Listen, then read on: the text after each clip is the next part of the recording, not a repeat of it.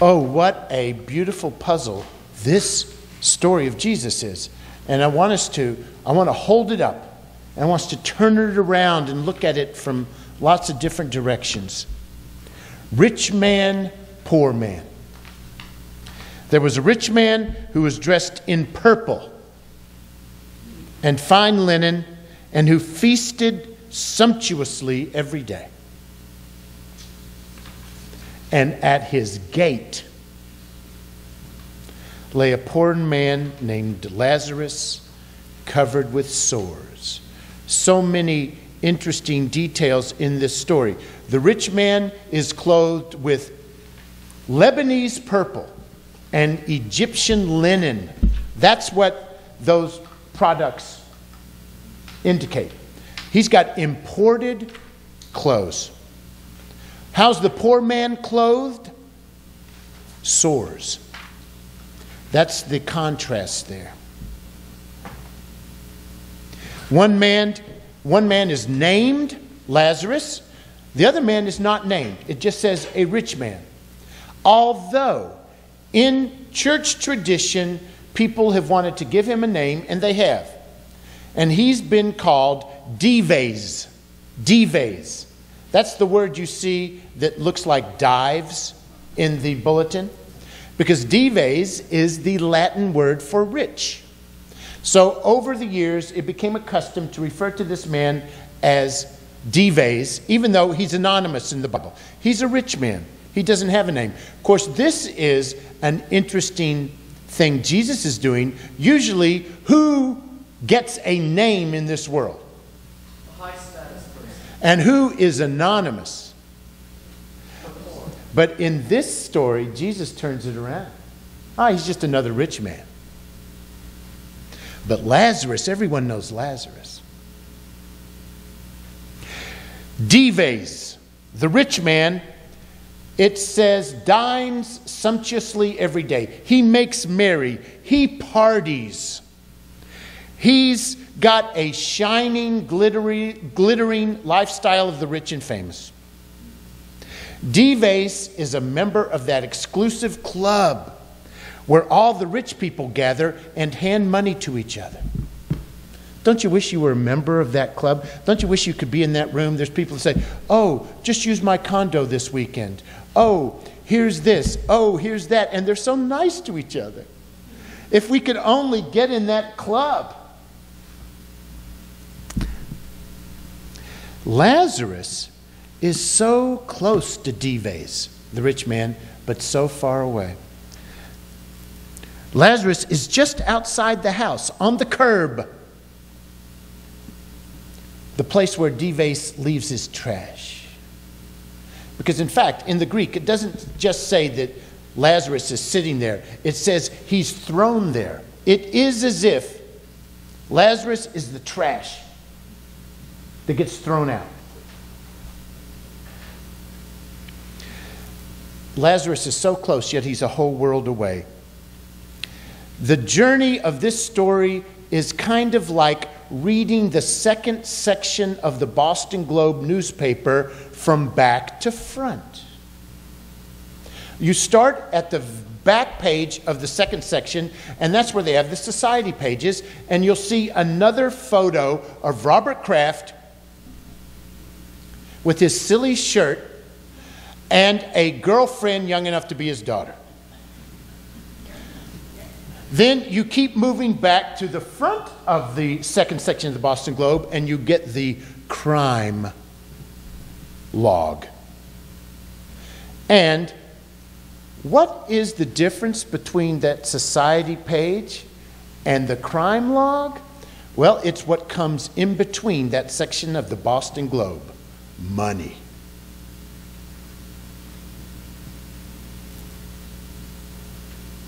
But there is one thing Lazarus has. Lazarus has a name. Isn't that interesting?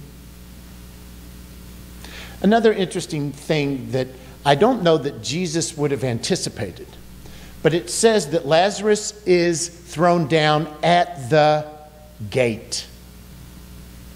The rich man lives in a gated community. And Lazarus is outside looking in. outside that window, wishing to be on the inside. Oh, how I love this criticism of the rich man in this story. I love it. It gets me fired up.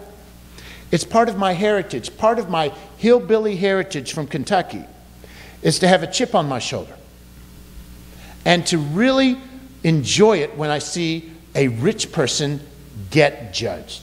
That's my sin. I remember when I was a kid, the rich kids, their parents would hold roller skating parties for them. And they wore penny loafers and saddle shoes with monogrammed sweaters. And the final symbol of their wealth to me was that big brown trucks would come and deliver tins of potato chips to their house. There was a company that delivered potato chips, and all the rich kids had potato chips delivered to their house. Oh, how I despised those rich kids. Oh, how I wished I was one of those rich kids. But when I get on my high horse as if I'm Lazarus,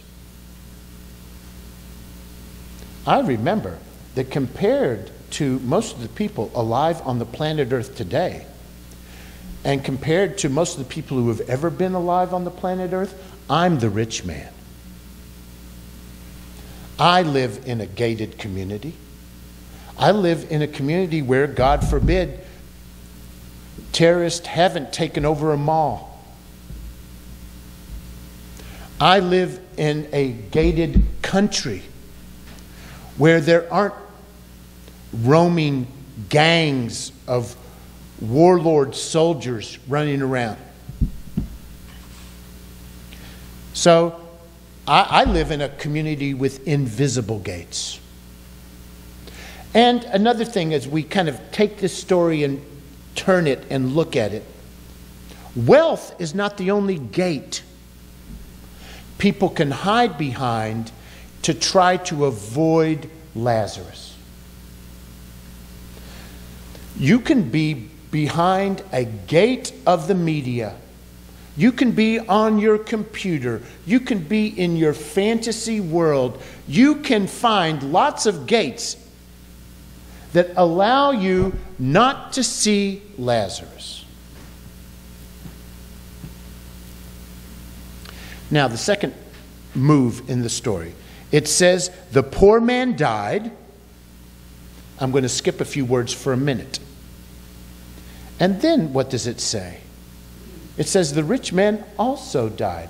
At the beginning of the story, the poor man, Dives, is up here and Lazarus is over here. Now there's a moment in the story where they are right next to each other. Because whether you're a pauper or a princess, everyone must go through the same gate.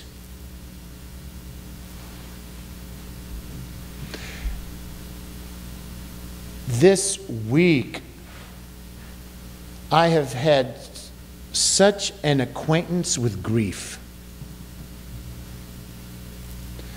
A long-time friend of mine who I'd lost touch with wrote me and described his pancreatic cancer. And when he described the story, his first sentence of his note said, "My house of cards fell." And I think about all the houses of cards I have and we have, the palaces we think we're safe in. And it just takes one health crisis, and the whole thing falls. This week, this woman, Kelly, at Andover Newton, I saw this moment where parents of a 30-year-old young woman got to a place where they blessed and welcomed palliative care. That is, it wasn't a question of prolonging their daughter's life. They truly, exhausted, reached a place where they just wanted her not to be in pain. Some of you know what that's like.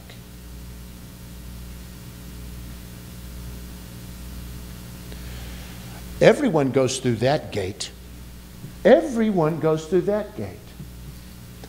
And living aware of that changes everything about you. It changes your priorities. When I was a child, I thought like a child. I spake like a child. I dwelt on childish things.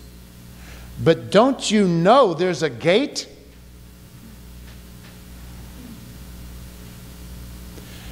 And that kind of makes you grow up really quickly. That's life. That's what the people say. Riding high in April. Finish it for me. Shot down in May.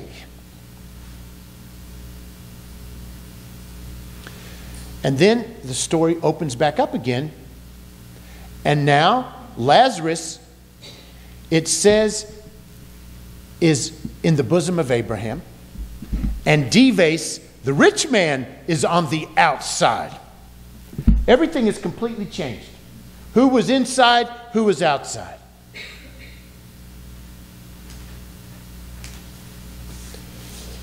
I mean, you see, here's the thing. Again, I want to say to all of us that we must live aware of Lazarus. We cannot hide in our palaces, behind our gates. There is suffering we must live aware of so that we do something about it. At the same time, I still can't get away from the fact that there's even more to this story than comparing a rich man and a poor man, because this story reminds me of that common gate we all go through. So the question is, how can you live like you're dying? How can you live like you're dying? I was imagining that there was a ticket. Let's pretend you go to a carnival and they give you these tickets and you need 4 for this ride and 3 for that ride. And here's that little paper ticket. What color should it be? Blue. All right, it's blue. So this is a ticket that the creator of the universe gives you every morning. Let's pretend. And on one side it says, admit 1 to the amusement park of life. Turn the ticket over, and on the back it says, you could die.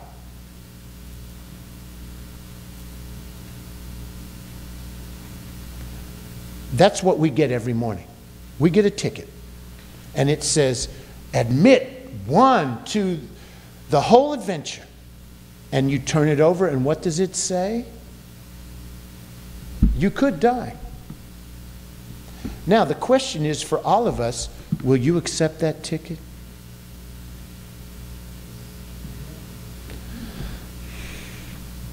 Can you live with joy and gratitude even though there's a gate? And can you live without erecting a wall to separate you from people covered in sores and who are desperate for just a whiff of the sweetness of life? Can you face all the loss and the pain of life without retreating inside a wall of apathy? That's the question for us. I mean, it's both. You see? It's bittersweet. You have to say yes to life even though there's that other side of the ticket.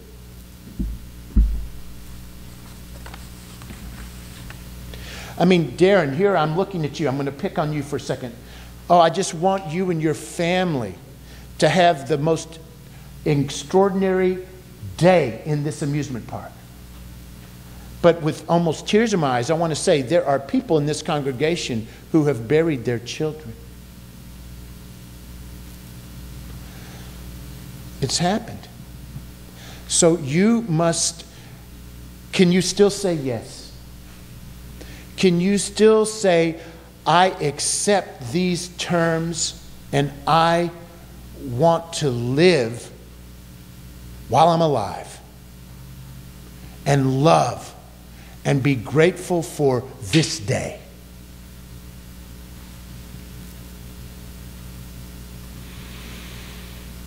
So that's basically my sermon, but there's one other thing I want to say.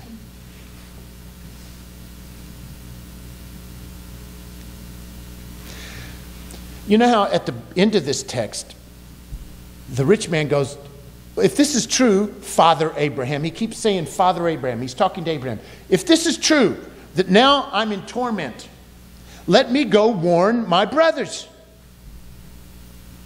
And what does Father Abraham say? Father Abraham says, sorry, pal. Your whole life you've been warned. It was there in, Moses told you in the Torah. The prophets told you, don't live like this. But you didn't listen. So it's too late now. But here's the funny thing about this story. It's not too late because Jesus is telling the story. Jesus is warning the brothers. This is the tough love of Jesus. He acts like, too late. Nope, you made your decision. You're stuck. Now be punished. But that's not really what Jesus is doing. Jesus is just trying to emphatically get this rascal's attention. Jesus wants the rich man to repent. Jesus wants the rich man's relatives to repent. Jesus doesn't want anyone on the outside. Jesus wants everyone to rest in the bosom of Abraham.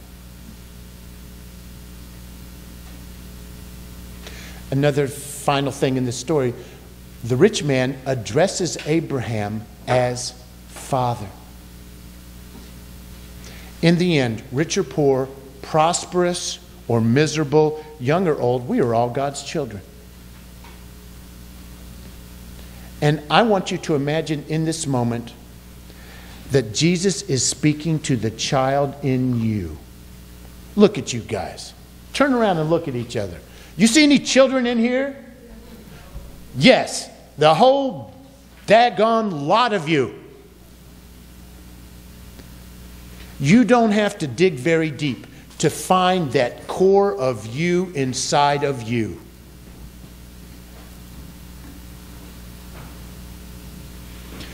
When I was a child, I was afraid of the dark.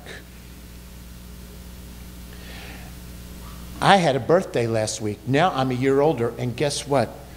I have to face fears about another dark.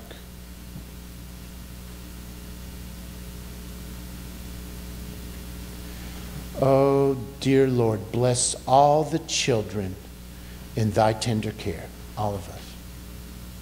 Hold us, rock us, rock our souls in the bosom of Abraham and Sarah, and take us to heaven to live with thee there. That's my sermon.